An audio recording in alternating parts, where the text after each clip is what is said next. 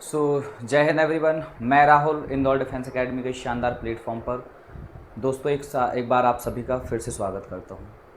और जैसा कि हम लोगों को पता है दोस्तों कि हम लोग शौर्य बैच के माध्यम से हम क्या कर रहे थे, हम सेट्स को डिस्कस कर रहे थे, सेट्स रिलेशन और थ्योरी को क्या कर रहे थे अपन, सेट्स डिस्कस कर रहे थे अपन। और अपन क्या कर रहे थे, सेट्स के बारे में डिस्कस कर रहे थे, जिसमें अपन ने पुराने वाले वीडियो में दोस्तों या बच्चों अपन ने क्या डिस्कस कर लिया था, उसमें सेट्स के बारे में कि हाउ टू आइडेंटिफाई ये सेट्स हमने ये देख लिया था। दूसरी चीज़ हमने ये देख ली थी कि सेट कितने टाइप के होते हैं, और वहाँ पर हमने कुछ सेट्स के टाइप देखे थे। जो आपके पास में टाइप क्या क्या थे, एक तो आपके पास में आपने देखा होगा, सबसे पहले अपन ने फाइनाइट नंबर ऑफ सेट्स अपन ने लिया था कि फाइनाइट सेट क्या होते हैं।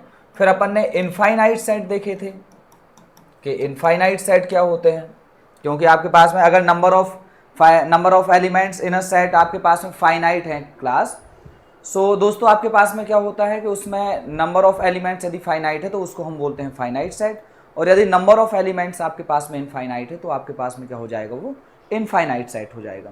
फिर हमने ये देखा था कि आपके पास में सिंगलटन सेट क्या होता है, इक्वल सेट्स क्या होते हैं, इक्विवेलेंट सेट्स क्या होते हैं। ये सारे सेट्स हमने आपस में पहले अपन ने क्या किया था, पिछले वाली वीडियो में डिस्कस कर लिया था। सो आज हम चलते हैं कुछ और सेट्स की तरफ, जिसमें आप देखोगे कि जैसे मैं बोल दूं आपसे कि आपके पास में सिंगलटन सेट अपन ने तो देख ही लिया था, और ये सारे सेट अपन ने देखे थे। कुछ और आपके पास में सेट है, जैसे मैं बोल दूं आपसे कि यूनिवर्सल सेट क्या होता है। मैं क्या बोल रहा हूँ दोस्तों, अच्छा, यूनिवर्सल सेट को और समझने से पहले आप एक चीज़ और समझें कि सबसेट क्या होता है। क्या होता है सबसेट? सबसेट क्या होता है क्लास, आप ध्यान से समझना। सो मैं सबसेट की यहाँ पर डेफिनेशन लिख रहा हूँ, इसके बाद मैं आपको एक्सप्लेन भी कर दूंगा अच्छे से आराम से। सो आप सबसे पहले देखेंगे कि जो सबसेट होता है क्लास, जैसे मैं बोल दूं कि there is a set A, और आपके पास में इफ, मैं यहाँ पर लिख रहा हूँ if each element of set A is an element of set B. If there are two sets A and B, और आपके पास में void और नॉन void, आपके पास में मैं नॉन void सेट लेके चल रहा हूँ। ये कौन से सेट्स आपके पास में है, नॉन void सेट्स।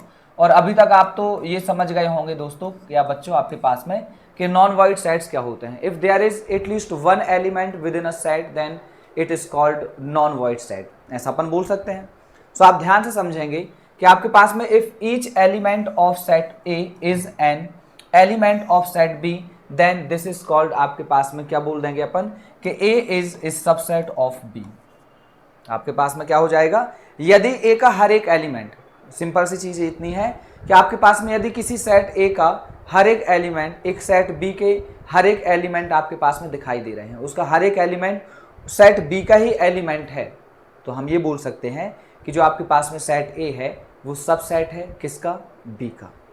यही बात हमने यहां पर लिखी है कि if each element of set A is an element of set B then A is subset of B. इसको अपन बोलते हैं क्या, सबसेट का साइन है। अब मैं आपको ये समझा रहा हूं कि मैंने अगर सेट ए ले लिया, A B C and D, मैंने सेट बी लिया दोस्तों, आपके पास में A B C D and E, clear है ना। सो मैं ये लिख सकता हूं कि आपके पास में जो ए है, A is a subset of B, क्योंकि ए का हर एक एलिमेंट जो है वो सेट बी का ही एलिमेंट है, और इसलिए हम ये बोल सकते हैं कि A is a subset of B, A is a subset of B, clear है। हम ऐसे भी लिख सकते हैं कि आपके पास में अगर ए आपके पास में 1 2 और 3 है, बी आपके पास में 1 2 और 3 है, हालांकि आपके पास में सेट एक दूसरे के इक्वल है, क्योंकि हमने इक्वल सेट की डेफिनेशन ये देखी थी कि if each element of set A is an element of set B and each element of set B is an element of set A, then set A and set B are equal to each other.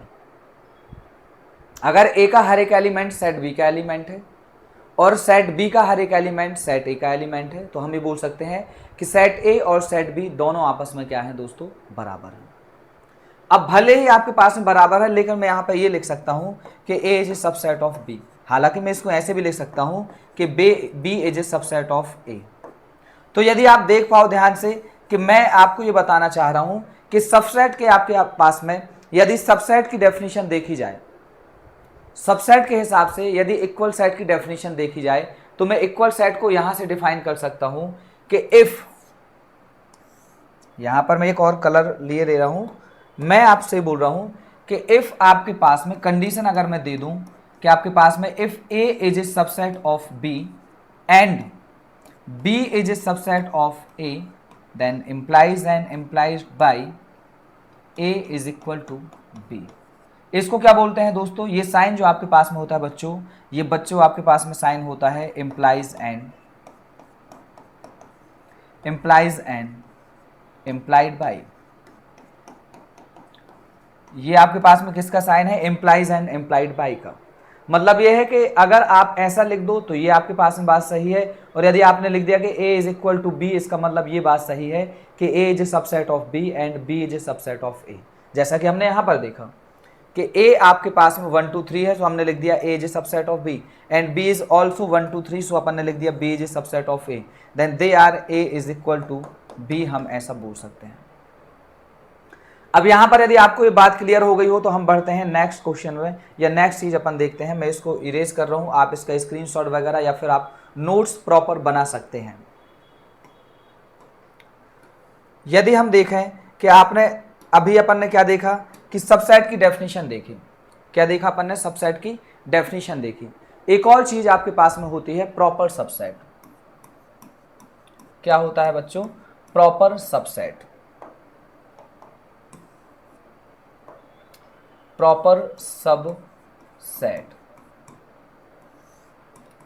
Clear हो गई बात है। ये क्या होता है, proper subset. Proper subset क्या होता है दोस्तों, यदि मैं आपसे बोल दूं कि ये आपके पास में ए जो है एक सेट है और A B C and D, B is also a set and it is defined as A B C D E F. तो मैं आपसे बोल सकता हूं कि ए जो है सबसेट तो है ही बी का, लेकिन मैं ये भी बोल सकता हूं कि आपके पास में ए जो है प्रॉपर सबसेट है बी का।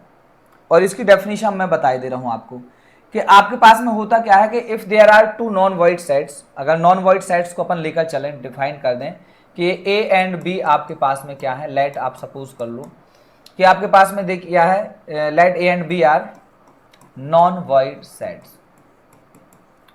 हम नॉन वॉइड सेट्स के लिए अपन डिफाइन कर देते हैं। And if each element of set A, if each element of set A is an element of set B, is an element of set B, and there is at least one element in set B which is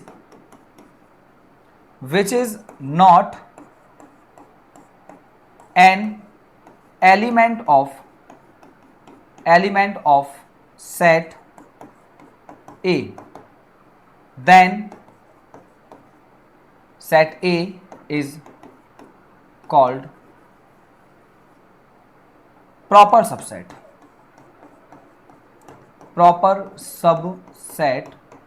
of set B। ये definition आपके पास में, आप इसको आराम से लिख लेना, मैंने आपके पास में यहां पर लिख दिया है। मैं आपसे बोल रहा हूं कि यदि सेट ए के जो भी आपके पास में एलिमेंट है, वो हर एक एलिमेंट सेट बी का एक एलिमेंट है, लेकिन सेट बी में कोई ना कोई एक ऐसा एलिमेंट है जो सेट ए का एलिमेंट नहीं है, तो हम ये बोल सकते हैं कि ए जो है सेट बी का प्रॉपर सबसेट है। जैसे आपने यहाँ पर देखा कि सेट ए में जो आपके पास में एलिमेंट है बच्चों, वो आपके पास में है A B C and D. मैं ये बोल सकता हूँ कि सेट आपके पास में बी में जो आपके पास में गिवन है वो A B C D E and F है आपके पास में। तो मैं बोल सकता हूँ कि यहाँ पर कम से कम एक एलिमेंट ई और एफ, हालांकि दो है, लेकिन मैं बोल सकता हूँ कम से कम एक एलिमेंट तो ऐसा है जो ए का एलिमेंट नहीं है। तो आपके पास में ए क्या हो जाएगा, इसका प्रॉपर सबसेट हो जाएगा। अब आप लोग कंफ्यूजन में मत होना कि आपने देखो इसको अपन ने सबसेट भी लिख दिया, लेकिन मैंने आपको पहले ही बता चुका हूँ कि यदि ए बराबर है आपके पास में A B C and D, and आपके पास में बी बराबर है आपके पास में सेम चीज़ A B C and D, तो यहाँ पर आप लिख सकते हो A is a subset of B, लेकिन आप इसको A is a proper subset of B नहीं लिख सकते, A is not a proper subset of B, और इसको हम काट देंगे तो ये क्या हो जाएगा, not a proper subset, not a proper सब सेट, ये इसका प्रॉपर सबसेट नहीं है। आई होप कि आपको ये चीज़ क्लियर हो गई होगी और आप इसके नोट्स प्रॉपर बनाते चलें। क्लियर है? मैं बढ़ता हूँ, नेक्स्ट कंडीशन में आता हूँ, और नेक्स्ट चीज़ क्या है वो मैं आपको बताता हूँ। सो आपने देख लिया सबसेट, देख लिया आपने, प्रॉपर सबसेट देख लिया। अब मैं सबसेट की कुछ बताना चाह रहा हूँ आपको, क्या, थ्योरम। तो थ्योरम नंबर फर्स्ट आपके पास में ये है दोस्तों कि आपके पास में जो थ्योरम नंबर फर्स्ट है, थ्योरम नंबर फर्स्ट ये है कि आपके पास में हर एक सेट जो होता है, ईच एवरी सेट, मतलब मैं अगर बोल दूं कि एवरी सेट जो है, एवरी सेट, मैं एक लाइट को थोड़ा सा बंद करना चाहता हूं, नहीं अब सही, ताकि थोड़ा सा रिफ्लेक्शन खत्म हो गया है। ओके, सो एवरी सेट, मैं बोल रहा हूं every set is a subset of itself. ये क्या बात बोल दी मैंने, every set is a subset of itself, subset of itself. आप लोग बोल रहे होंगे कि ये बात कैसी है, इसका मतलब हमें समझाओ, हमें क्या पता कि आप क्या बोल रहे हो, सही है ना। सो मैं आपको इसका मतलब समझाई दे रहा हूँ कि every set is a subset of itself, क्योंकि मतलब हर एक जो आपके पास में सेट होता है वो खुद का ही आपके पास में क्या होता है, सबसेट होता है। कैसे, जैसे मैंने एक आपके पास में सेट ले लिया ए बी एंड सी, अब मैं आपसे बोल दूं कि एक और मैंने इसे ए के जैसे सिमिलर ट्विंस आपके पास में बोल दूं, ट्विंस ब्रदर्स होते हैं जैसे आपके पास में, सो मैंने ए के जैसे ही एक और सेट ले लिया और वो भी आपके पास में ए बी और सी है। सो आप देख पा रहे होंगे कि आपके पास में ए में भी आपके पास में ए का हर एक एलिमेंट, ए के हर एक एलिमेंट में आपको दिखाई दे रहा है। इसका मतलब मैं बोल सकता हूँ कि A is a subset of A, और जब A is a subset of itself है, इसका मतलब ये बात सही हो जाती है यहाँ से, क्योंकि हम इसको ऐसा तो लिख ही सकते हैं ना, A is a subset of itself, मतलब ए के जो एलिमेंट है वो खुद के आपके पास में क्या हो जाएंगे, सबसेट हो जाएंगे। ये आपके पास में क्या होती है दोस्तों, ये आपके पास में होती है थ्योरम नंबर फर्स्ट।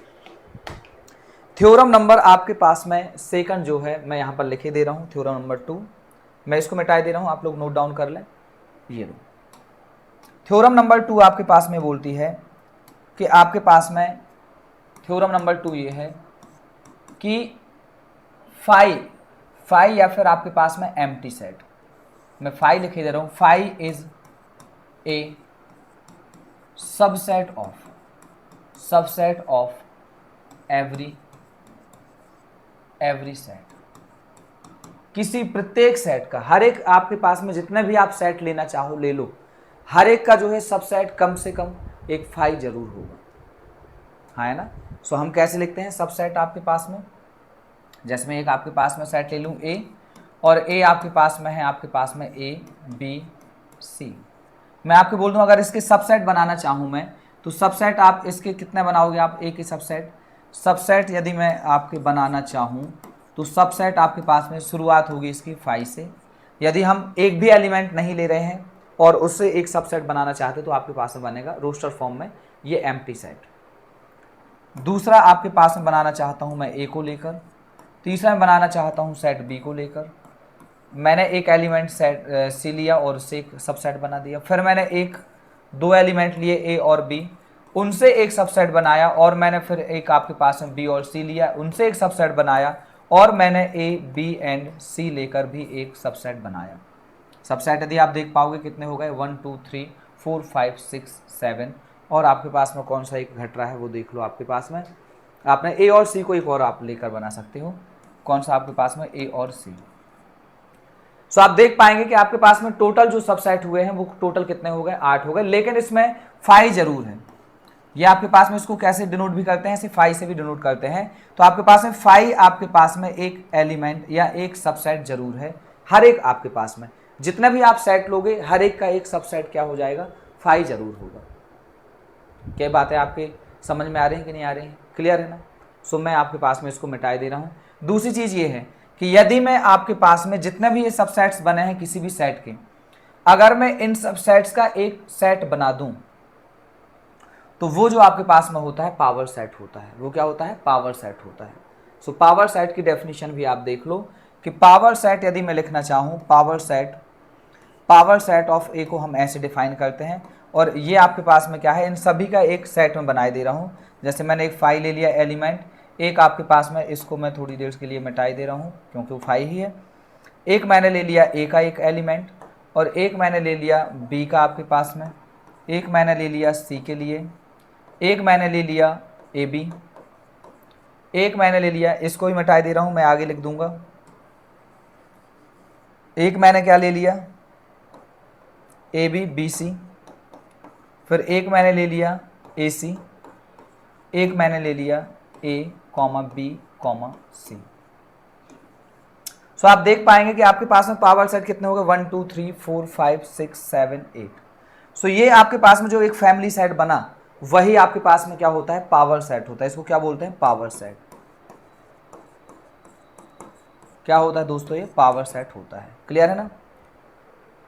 ये आप यदि आप नोट डाउन कर चुके हैं और समझ चुके हैं तो मैं आपको बताना चाहता हूं कि आपके पास में जो नंबर ऑफ पावर सेट्स होते हैं वो आपके पास में कितने होते हैं, वो जितने भी आपके पास में एलिमेंट होते हैं वो आपके पास में कितना होता है, 2 की पावर n। वेयर ये नंबर ऑफ क्या है, पावर सेट है। नंबर ऑफ क्या है, पावर सेट ऑफ किसी भी सेट का मैं लेना चाहता हूं तो आपके पास में निकालोगे कितना, 2 की power n। Number of power set of any set निकालना चाह रहे हो आप, किसी भी सेट के लिए पावर सेट के नंबर्स निकालना चाह रहे हो तो वो आपके पास में क्या होता है, 2 की पावर n। 2 की पावर n, और यहाँ पर ये n और ये n को आप कंफ्यूजन मत हो जाना, सेम नहीं है। ये मैं आपके पास में n ले रहा हूँ। सो n आपके पास में क्या है, n यहाँ पर है number of elements in a set. किसी भी सेट में जो नंबर ऑफ एलिमेंट्स हैं आपके पास में, उनका जो आपके पास में नंबर होता है 2 की पावर n आप लगाओगे तो वो आपके पास में क्या हो जाएगा, नंबर ऑफ सबसेट्स भी निकलते हैं, नंबर ऑफ टोटल सबसेट्स आपके पास में वही होता है और नंबर ऑफ पावर सेट्स भी आपके पास में वही होता है। तो यहाँ पर आपके पास में क्या हो जाएगा, ये 2 की पावर n। अब जैसे आपने यहाँ पर देखा 3 एलिमेंट हैं तो 2 की power total number of subset कितने बने, 2 की पावर 3, यानी n की वैल्यू कितनी हो जाएगी, 3। सो कितना, 8। और हम काउंट भी कर सकते हैं कि आपके पास में टोटल एलिमेंट कितने बने हैं दोस्तों, वो 8 ही बने हैं। क्या ये बात आपकी समझ में आई है, आई होप कि आपको ये बातें समझ में आ रही होंगी। सो हम बढ़ते हैं नेक्स्ट क्वेश्चन में। और नेक्स्ट क्वेश्चन क्या आपके पास में, नेक्स्ट थोड़ा और थ्योरी थोड़ा सा पढ़ते हैं इसके बारे में, मैं इसको मिटा रहा हूँ। दूसरी चीज़ आपके पास में क्या होती है, अभी हमने क्या देख लिया, सबसेट देख लिया, प्रॉपर सबसेट देख लिया, पावर सेट देख लिया, ठीक है, कि जो आपके पास में फैमिली सेट टोटल आपके पास में बनेगा वही आपके पास में क्या होता है, पावर सेट होता है। अब यदि अपन चलें क्लास या दोस्तों आपके पास में, तो हम पढ़ना चाहते हैं कि आपके पास में यूनिवर्सल सेट क्या होता है। यदि आप थोड़ा सा यूनिवर्सल सेट पढ़ लेंगे तो यूनिवर्सल सेट और आपके पास में काम आने वाला है। यूनिवर्सल सेट क्या होता है, जैसे मैंने आपके पास में ले लिया ए एक सेट है और आपके पास में इसके एलिमेंट है 1 2 एंड 3। एक मैंने सेट बी ले लिया दोस्तों और यहाँ पर मैंने ले लिया 3 2 4 5 एंड 6। एक मैंने सी सेट ले लिया और आपके पास में यहाँ पर मैंने ले लिया 7 8 9। और मैंने एक सेट एक्स ले लिया जो आपके पास में एलिमेंट दे रहा है 1 2 3 4 5 6 7 8 9 10। ये मैंने एक आपके पास में u यानी x, और इट इज़ डिनोटेड बाई, इसको डिनोट कैसे करते हैं, रिप्रेजेंट कैसे करते हैं, या तो आप x से कर सकते हैं या फिर s से कर सकते हैं या फिर आपके पास में एक कैपिटल U बनाकर भी आप कर सकते हैं ऐसे। सो मैंने x ले लिया है, x बराबर आपके पास में 1 2 3 4 5 6 7 8 9 10 है। तो आपके पास में मैं आपको बता दूं कि जो यूनिवर्सल सेट होता है, यदि आपके पास में कुछ आपके छोटे छोटे सेट्स गिवन हैं और वो सारे के सारे सेट्स सबसेट हैं या फिर प्रॉपर सबसेट में बोल दूं एक किसी एक सेट के हो रहे हैं, तो वो आपके पास में जो जिसके सबसेट्स वो हो रहे हैं या प्रॉपर सबसेट हो रहे हैं, वो आपके पास में यूनिवर्सल सेट होगा उन सभी का। जैसे मैं आप यहां पर बोल दूं कि आप देखो ये ए जो है आपके पास में सबसेट हो रहा है एक्स का, B also is a subset of किसका, एक्स का है, और सी जो है ये भी आपके पास में सबसेट है किसका, एक्स का। इसका मतलब मैं बोल सकता हूं कि x is a universal set. X क्या है आपके पास में, एक यूनिवर्सल सेट है। आई होप कि आपको ये बातें समझ पा रहे होंगे या आपकी बातें समझ में आ रही होंगी कि यूनिवर्सल सेट क्या होता है। यूनिवर्सल सेट सिंपल सी चीज़ इतनी है कि यदि आपके पास में यूनिवर्सल सेट में कुछ इतने एलिमेंट होने चाहिए जो आपके पास में जो गिवन आपके पास में और अदर सेट्स हैं, वो उन सारे के सारे सेट्स के जो एलिमेंट होने चाहिए वो यूनिवर्सल सेट में जरूर होने चाहिए। तो इसका मतलब ये है कि जो आपके पास में जिसको आपने यूनिवर्सल सेट बोला है वो सभी का क्या हो जाएगा, एक यूनिवर्सल सेट होगा और उसमें सारे के सारे एलिमेंट्स होंगे। आई होप कि आपको ये बात अभी आपके समझ में आ गई होंगी। तो हम बढ़ते हैं कुछ और आगे और थोड़ा सा अपन देखते क्या है। अपन अब हम देखते हैं क्या, थोड़ा और आगे थ्योरी देखते हैं। मैं इसको मिटा रहा हूँ। नेक्स्ट चीज़ें आपके पास में क्या हो सकती हैं वो आप देख लें कि आपने क्या क्या देख लिया। आपने देख लिया सेट्स के टाइप देख लिए, सेट्स कितने टाइप के होते हैं वो आपने देख लिए कि फाइनाइट सेट्स होते हैं, इनफाइनाइट सेट्स होते हैं। हमने सिंगलटन सेट देखा, हमने इक्वल सेट्स देखे, हमने इक्विवेलेंट सेट्स देख लिए, हमने यूनिवर्सल सेट्स देख लिए, हमने सबसेट्स देख लिए, हमने प्रॉपर सबसेट देख लिए। ये सारी चीज़ें क्या होती हैं आपको ये समझ में आ गई होंगी, बातें क्लियर है ना। तो हम बढ़ते हैं कुछ और आगे और यहाँ पर अब थोड़ा सा आप वेन डायग्राम या फिर डिफरेंस ऑफ सेट्स आप देखोगे तो वही आपके पास में चीज़ें आएंगी। अच्छा, कुछ आपके पास में क्या होते हैं, इंटरवल्स होते हैं। तो इंटरवल्स आप देख लो, इंटरवल्स क्या होते हैं। इंटरवल्स आपके पास में कितने टाइप के होते हैं वो आप देख लो। सो मेनली अगर अपन बोलें तो 4 टाइप के इंटरवल्स होते हैं और वो कौन कौन होते हैं मैं आपको समझाई दे रहा हूँ। आप यहाँ पर देखोगे कि इंटरवल्स में आप देखोगे यदि ए और B, if A and B are real numbers, real numbers आपके पास में है कौन कौन से, ए एंड बी, ठीक है ना, and A is less than B है। तो मैं इसको ऐसे लिख सकता हूं कि यदि मुझे इंटरवल बनाना है, इंटरवल किसके लिए बनाना है आपके पास में, मुझे एक क्लोज इंटरवल बनाना है। ये पहला इंटरवल क्या है, closed interval. So close interval आपके पास में क्या होता है, मैं आपके पास में इसको ऐसे लिख सकता हूं ए और बी को, कि मैं ए को भी इंक्लूड करना चाह रहा हूं और मैं बी को भी इंक्लूड करना चाह रहा हूं। जो भी आपके पास में एक एक्स कोई अपन एलिमेंट लेते हैं और ए और बी के बीच में लेते हैं तो वो आपके पास में एक्स क्या होगा, मतलब मैं ऐसा लिख सकता हूं कि आपके पास में इंटरवल क्या है, ये जो है आपके पास में, इसी चीज को मैं ऐसे लिख सकता हूं कि एक्स जो है, x colon x is such that x is, मैं ऐसे लिख सकता हूं कि एक्स जो है वो ग्रेटर इक्वल है ए के और बी से आपके पास में क्या है, लेस इक्वल है बी के। ये आपके पास में, इसको मैं ऐसे लिख सकता हूँ, क्लियर है ना। यदि आपके पास में x जो है a से ग्रेटर इक्वल है और b के आपके पास में लेस इक्वल है तो मैं इसको क्लोज इंटरवल में ऐसे बनाऊंगा। मतलब ये है कि आप क्लोज का आप ऐसे मतलब समझ लो कि आप जो है इस a को और b को इंक्लूड करना चाह रहे हो। अगर मैं नंबर लाइन पे आपको दिखाना चाहूँ तो ये लो आपके पास में नंबर लाइन ये है, मैं यहाँ कहीं क्या लिए लेता हूँ, ये आपके पास में 0 है, इधर आपके पास में पॉजिटिव जाएंगे। सो मैंने यहाँ पर ही आपके पास में सामान लेते हैं 0 की जगह में और ये b की जगह में, दो मैंने एक a और b मैंने डिसाइड कर दिया। और a और b जब मैंने डिसाइड किया तो मैं क्लोज्ड इंटरवल लेना चाह रहा हूँ, तो मैंने इसको भी आपके पास में क्लोज किया और इसको भी क्लोज किया और इसको मैंने डार्क कर दिया क्योंकि मैं इसको इंक्लूड करना चाह रहा हूँ और इसको भी इंक्लूड करना चाह रहा हूँ और ये भी अपन लेना चाहते हैं, ये दोनों नंबर्स और इनके बीच के सारे नंबर्स भी हम लेना चाह रहे हैं। तो इन सभी को डार्क कर देंगे तो आपके पास में जो है a और b का क्लोज इंटरवल बनेगा, क्लियर है। दूसरा इंटरवल होता है आपके पास में कौन सा, दूसरा आपके पास में इंटरवल होता है open interval. So open interval क्या होता है आप ध्यान से देखो, ओपन इंटरवल जो आपके पास में होता है दोस्तों, ओपन इंटरवल वो होता है, अपन इसको डिनोट करते हैं इनसे, ए और बी से, ऐसे डिनोट करते हैं। इसका मतलब आप जान लो कि x जो है इस x कैसा है, x कॉलन x आपके पास में जो x है वो आपके पास में कैसा दिखाई दे रहा है, x जो है a से बड़ा है एंड b से छोटा है। x कैसा है कि x is such that x is greater than a and less than b, ऐसा आपके पास में x दिखाई दे रहा है। इसका मतलब अगर मैं नंबर लाइन पे प्लॉट करना चाहूँ तो मैंने यहाँ पर आपके पास में ले लिया है a और यहाँ पर मैंने ले लिया है b, और मैं आपके पास में क्या कर रहा हूँ, इन दोनों को डार्क नहीं कर रहा हूँ क्योंकि मैं इन दोनों को एक्सक्लूड करना चाह रहा हूँ। तो इसका मतलब ये है कि इनके बीच में जो आपके पास में सारे नंबर्स आए वो मुझे सारे नंबर्स चाहिए, वो सारे रियल नंबर्स को मैं काउंट कर लूँगा या फिर इंक्लूड करूँगा, लेकिन a और b को हम इंक्लूड नहीं करेंगे। और वो आपके पास में क्या हो जाएगा, वही आपके पास में ओपन इंटरवल का ये आपके पास में तरीका हो जाएगा लिखने का। दूसरा आपके पास में आता है क्या, क्लोज ओपन इंटरवल। अगर हम बोल दूं यहाँ पर, अच्छा ओपन को मैं ऐसे भी लिख सकता हूँ, एक तो आपके पास में ये तरीका है, दूसरा अगर मैंने क्लोज इंटरवल को उल्टा कर दूं, ये आपके पास में सेम चीज़ क्या हो जाएगी, मैं अगर क्लोज इंटरवल को उल्टा कर दूं तो ये भी आपके पास में क्या होता है, ओपन इंटरवल होता है। ऐसे भी मैं लिख सकता हूँ, सही है ना। अगला क्या बचा आपके पास में, अगला बचा है दोस्तों आपके पास में कौन सा, ओपन क्लोज इंटरवल।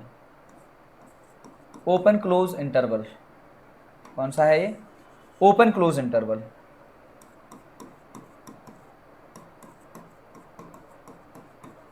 और कहानी वही है, किसके लिए, अपन ए और बी रियल्स हैं और ए लेस देन 0 है। सो ओपन क्लोज मतलब ओपन मैं ऐसे लगाऊंगा यहाँ से और क्लोज मैं ऐसे लगा दूंगा इधर से, या फिर मैं इसको ऐसे भी लिख सकता हूँ कि मैंने ए यहाँ से ओपन कर दिया और बी को इधर से क्लोज कर दिया। इसका मतलब मैं ये है, इसको अगर मैं लिखना चाहूँ तो x जो है ग्रेटर देन ए है बट आपके पास में लेस इक्वल बी है।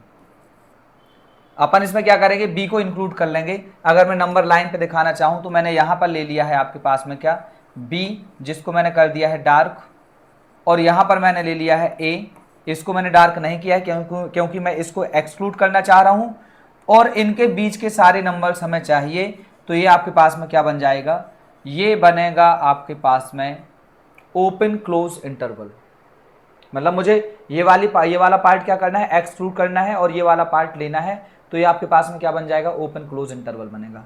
एक और लास्ट बचा है आपके पास में, उसको भी देख लो, और वो आपके पास में जो बचा हुआ है उसको हम क्या लिखेंगे, ओपन क्लोज हो गया तो क्लोज्ड ओपन कर दो, क्लोज्ड ओपन इंटरवल।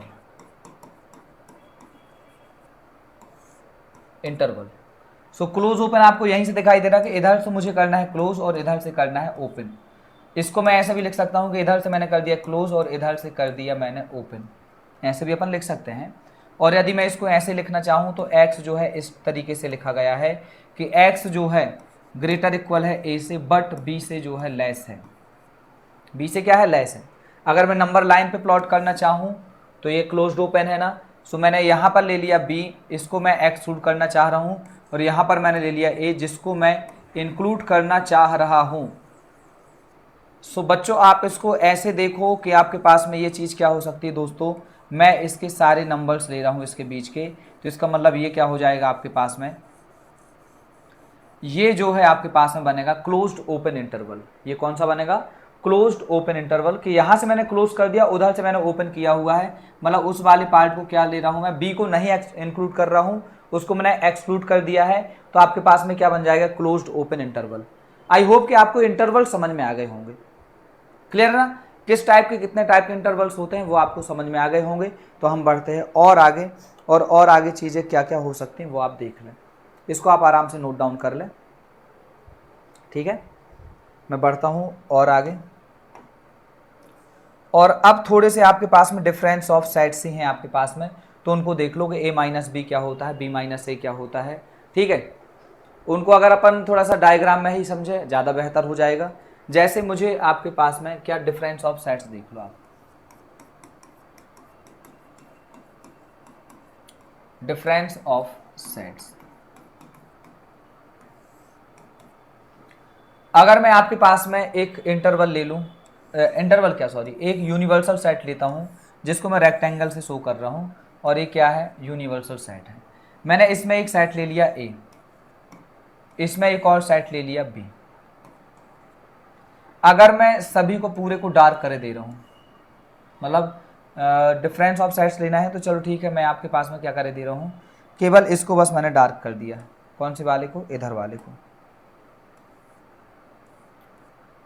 ये वाला मैंने डार्क कर दिया। तो मैंने इसमें क्या कर दिया है, ए और बी में से मैंने बी वाला पूरा जो सर्कल है उसको मैंने एक्सक्लूड कर दिया है, और बाकी को मैंने शैडो एरिया या शैडो रीजन बना दिया है।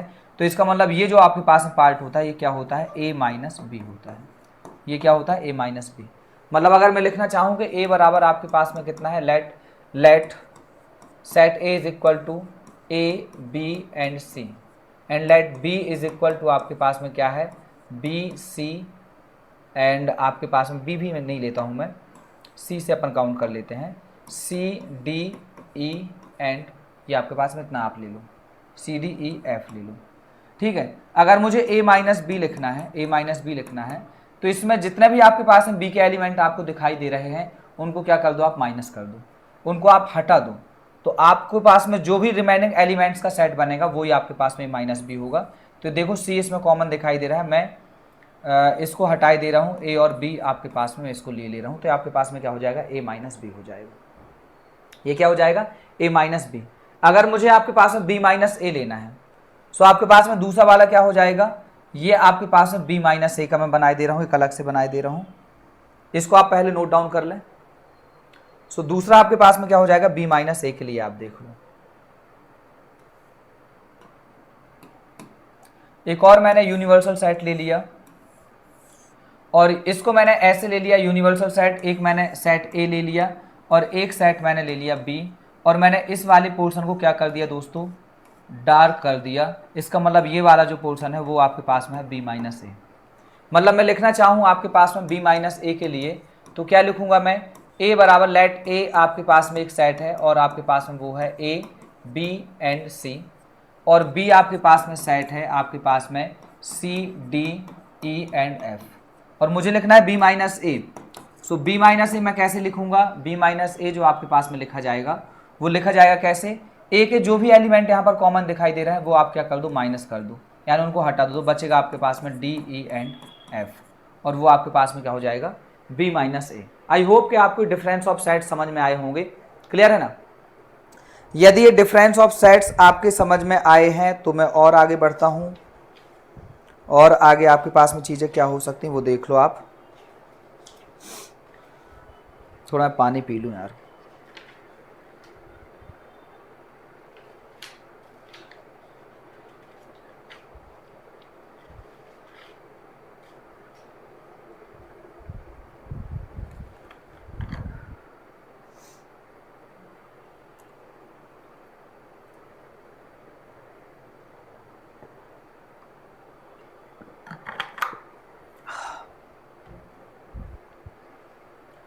आई होप कि आपको ये बातें समझ में आई होंगी, बी माइनस ही समझ में आ गया होगा।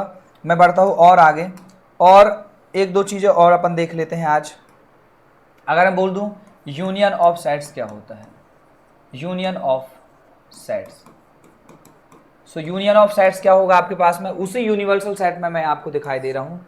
एक यूनिवर्सल सेट आप ऐसे ले लो, और एक मैंने सेट ले लिया ये वाला, एक मैंने सेट ले लिया बी, और इस सभी को मैंने डार्क कर दिया। इन सभी को मैंने क्या कर दिया, डार्क कर दिया। तो ये जो आपके पास में डायग्राम बना है ये ए यूनियन बी का बना है। ए यूनियन बी का मतलब आप समझ लो, इसको हम यू से डिनोट करते हैं। यूनियन को कैसे डिनोट करते हैं, यू से। मैंने अगर बोल दिया कि सेट ए आपके पास में क्या है 1 2 एंड 3, एंड सेट बी आपके पास में है दोस्तों 3 4 एंड 5, तो एक आपके पास में अगर ए यूनियन बी निकालना है तो ए यूनियन बी बराबर क्या होता है, इन दोनों ही आपके पास में सेट्स के सारे एलिमेंट्स एक सेट में आप कर दो, तो वो आपके पास में क्या हो जाएगा, ए यूनियन बी आपके पास में हो जाएगा। 1 2 3 4 5। आपको पता है हम एलिमेंट को रिपीट नहीं करते हैं, आपके पास में अगर दो एलिमेंट हो रहे हैं तो हम एक ही काउंट करेंगे, और इसमें अपन क्या लिख देंगे कि ए यूनियन बी में जो आपके पास में ए में जितने एलिमेंट थे बी में एलिमेंट थे वो सारे के सारे एलिमेंट ए यूनियन बी में आपके पास में आ जाएंगे। तो ये क्या होता है आपके पास में ए यूनियन बी। दूसरा एक और चीज आप देख लो, अगर यूनियन देख लिया है तो इंटरसेक्शन भी आप साथ में देख लो। और यहां पर मैं लिख रहा हूं कि इंटरसेक्शन क्या होता है, ठीक है ना। सो इंटरसेक्शन आपके पास में क्या हो जाएगा, इंटरसेक्शन ऑफ सेट्स। आपके पास में अगर सेट ए है और ये है आपके पास में 1 2 3, मैं एग्जांपल ही लेकर समझा रहा हूं। Let A is equal to this, let B is आपके पास में 2 3 4 5 6, ये आपके पास में है। और अगर मुझे ए इंटरसेक्शन बी निकालना है दोस्तों, तो इसका मतलब ये है कि इंटरसेक्शन का मतलब ही होता है आपके पास में कॉमन एलिमेंट। कॉमन एलिमेंट का जो आपके पास में सेट होगा वही आपके पास में क्या होगा, ए इंटरसेक्शन बी होगा। वो क्या होगा, ए इंटरसेक्शन बी। सो मैं आपको समझा रहा हूं कि यहां पर देखो कॉमन एलिमेंट्स क्या दिखाई दे रहा है, 2 and 3 मतलब 2 and 3 का जो आपके पास में एक सेट होगा वो आपके पास में क्या होगा, ए इंटरसेक्शन बी होगा। वो क्या होगा, ए इंटरसेक्शन बी। अगर मैं इसमें डायग्राम में दिखाना चाहूं, सो डायग्राम में आपके पास में दिखाऊंगा कैसे में। ये आपके पास में क्या हो जाएगा, ए आपके पास में सेट ही हो जाएगा, सेट बी आपके पास में हो जाएगा।